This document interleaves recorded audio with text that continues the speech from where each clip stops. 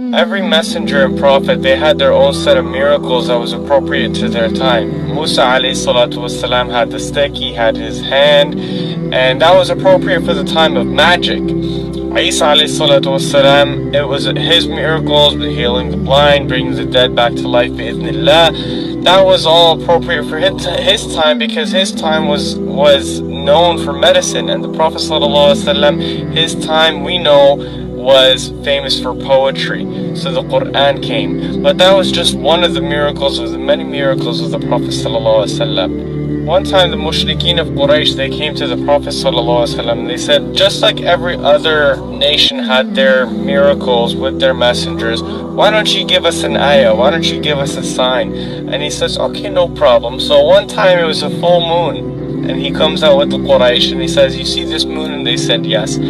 And while they were watching, he's like, take a look at the moon. While they were watching, انشق القمر نصفين, the moon had split in two in front of their eyes, and they're just shocked and appalled. They're just looking at it. And some of the Rawat, they said, نصف أعلاه ونصف أدناه, like half of it was on the top, the other half was on the bottom. So they're like, Saharakum ibn Abi Kabsha. They started saying that the Prophet ﷺ was doing magic. And so how are they going to make sure of this? They sent out people to see the caravans on their way back to Mecca.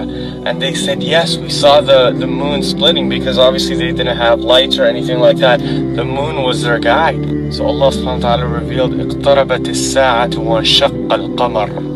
The final hour is drawing near and the moon has been split. It's not just an ayah, this is a sign of the end of times.